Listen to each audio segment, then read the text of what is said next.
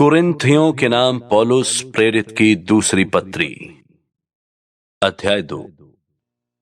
मैंने अपने मन में यही ठान लिया था कि फिर तुम्हारे पास उदास होकर ना हो, क्योंकि यदि मैं तुम्हें उदास करूं तो मुझे आनंद देने वाला कौन होगा? केवल वही जिसको मैंने उदास किया।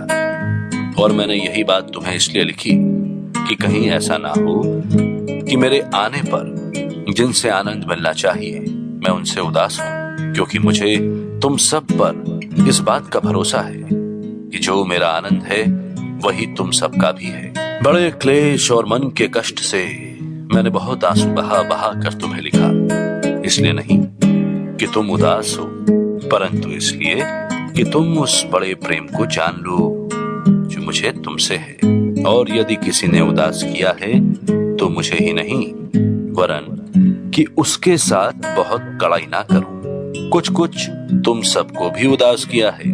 ऐसे जन के लिए ये दंड जो भाइयों में से बहुतों ने दिया बहुत है, इसलिए इससे ये भला है कि उसका अपराध क्षमा करो और शांति दो। ना हो कि ऐसा मनुष्य बहुत उदासी में डूब जाए। इस कारण मैं तुमसे विनती करता हूं कि उसको अपने प्रेम का प्रमाण दो, क्योंकि मैंने इसलिए भी लिखा था कि तुम्हें परख लूं कि सब बातों के मानने के लिए तैयार हो कि नहीं। जिसका तुम कुछ क्षमा करते हो उसे मैं भी क्षमा करता हूं, क्योंकि मैंने भी जो कुछ क्षमा किया है, यदि किया हो तो तुम्हारे कारण मसीह की जगह में होकर क्षमा किया है, कि शैतान का हम पर दांव ना चले, क्योंकि हम उसकी युक्तियों से अनजान नहीं। और जब मैं मसीह का सुसमाचार सुनाने को त्रोआस में आया और प्रभु ने मेरे लिए एक द्वार खोल दिया, तो मेरे मन में चैन ना मिला, इसलिए कि मैंने अपने भाई तीतुस को नहीं पाया। सो उनसे विदा होकर मैं मकिदुनिया को चला गया।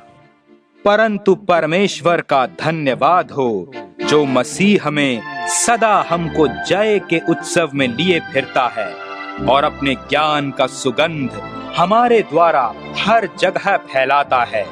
क्योंकि हम परमेश्वर के निकट उद्धार पाने वालों और नाश होने वालों दोनों के लिए मसीह के सुगंध हैं। कितनों के लिए तो मरने के निमित्त मृत्यु की गंध, और कितनों के लिए जीवन के निमित्त जीवन की सुगंध। और इन बातों के योग्य कौन है?